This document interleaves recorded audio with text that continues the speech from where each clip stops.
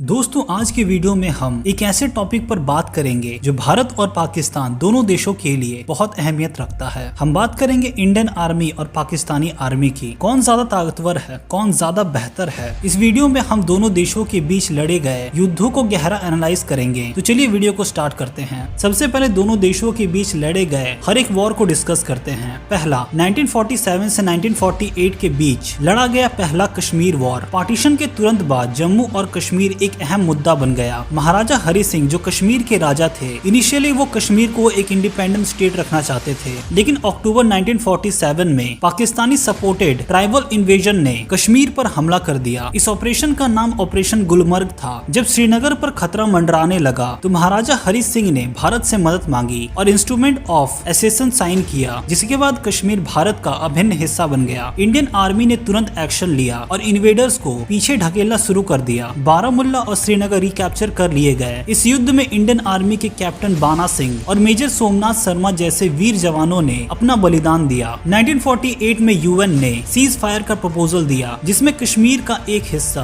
PoK Pakistan के कब्जे में छोड़ दिया गया और बाकी का हिस्सा भारत के पास रहा। युद्ध का रिजल्ट स्ट्रेटेजिक टर्म में भारत के पक्ष में था, लेकिन कश्मीर का मुद्दा आज भी अनसॉल्व रहा। इसके बाद 1965 में भारत और पाकिस्तान के बीच दूसरा युद्ध लड़ा गया, सेकेंड कश्मीर वॉर। 1965 का युद्ध एक और कोशिश से पाकिस्तान के तरफ से कश्मीर को कैप्चर करने के लिए ऑपरेशन गिब्राल्टर के तहत पाकिस्तानी फोर्स ने कश्मीर के रिबेलियंस को फ्यूल करना चाहा, लेकिन इंडियन आर्मी ने इस प्लान को फेल कर दिया। इंडियन आर्मी ने पाकिस्तानी आर्मी को न सिर्फ रोका बल्कि पाकिस्तान के लाहौर तक घुस गए। युद्ध को खत्म करने के लिए ताशकंद एग्रीमेंट साइन किया गया, जिसमें दोनों तरफ के आर्मीज को अपने प्री वॉर पोजीशन पर वापस जाना पड़ा। लेकिन देखा जाए तो भारत ने इस युद्ध में पाकिस्तान को बुरी तरह से हराया था। तीसरा वॉर 1971 बांग्लादेश लिबरेशन वॉर। 1971 का युद्ध भारत और पाकिस्तान के बीच सबसे सिग्निफिकेंट वॉर था। ईस्ट पाकिस्तान जो आज का बांग्लादेश है, वहां पर पाकिस्तानी आर्मी के अत्याचार के कारण वहां के लोगों ने पाकिस्तान से आजादी की लड़ाई शुरू की। लाखों रिफ्यूजीज भारत आए, जिससे ह्यूमैनिटेरियन क्राइसिस बढ़ गया। इंडियन आर्मी ने बांग्लादेश की मुक्ति वाहिनियों के साथ मिलकर ऑपरेशन सर्च लाइट के अगेंस्ट एक्शन लिया। ईस्टर्न कमांडेंट के अंदर जनरल जगजीत सिंह अरोरा ने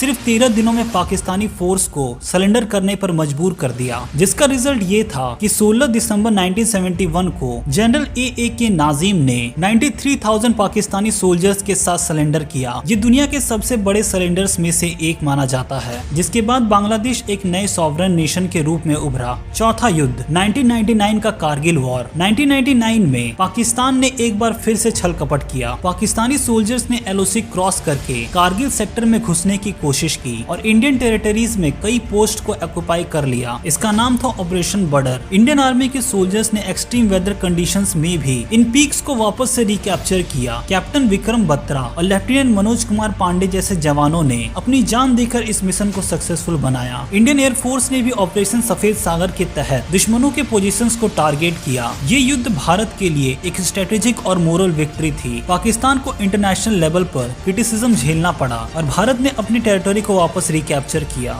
इन वॉर्स के रिजल्ट को जानने के बाद आपको क्लियर हो गया होगा कि दोनों आर्मीज में से कौन ज्यादा पावरफुल है। लेकिन आइए फिर भी हम दोनों आर्मीज को ऑन पेपर कंपेयर करते हैं। सबसे पहले बात करते हैं दोनों आर्मीज की मैन पावर और ट्रेनिंग की। इंडियन आर्मी के पास लगभग 12 लाख एक्टिव सोल्जर्स हैं, जबकि पाकिस्तानी आर्मी के पास 6 लाख हैं। ट्रेनिंग और प्रोफेशनलिज्म के मामले में इंडियन आर्मी का ज्यादा फोकस इंटरनेशनल स्टैंडर्ड पर होता है। इंडियन आर्मी के पास एडवांस टैंक्स जैसे T-90 और अर्जुन है। पाकिस्तानी आर्मी के पास अल खलीद टैंक्स है। Indian air force Rafale, Sukhoi 30 MKI जैसे खतरनाक एयरक्राफ्ट ऑपरेट करता है, जबकि पाकिस्तान के पास F-16 और JF-17 है। अगर न्यूक्लियर पावर की बात करें तो इंडिया और पाकिस्तान दोनों के पास न्यूक्लियर पावर है, लेकिन इंडिया की नो फर्स्ट यूज पॉलिसी उसकी डिसिप्लिन अप्रोच को दिखाती है, जबकि पाकिस्तान का हर दूसरा आदमी न्यूक्लियर बॉम्ब चलाने की बात करता है। दोस्तों, वॉर्स और मिलिट्री स्ट्रेंथ का एनालाइज करें तो इंडियन आर्मी ज्यादा एक्सपीरियंस्ड, टेक्नोलॉजिकली एडवांस और डिसिप्लिन्ड है, लेकिन पाकिस्तानी आर्मी का स्टैंडर्ड कैसा है वो आप कमेंट में बताएं। वीडियो पसंद आया तो वीडियो को लाइक, शेयर और चैनल को सब्सक्राइब कर दें। तब तक के लिए जय हिंद।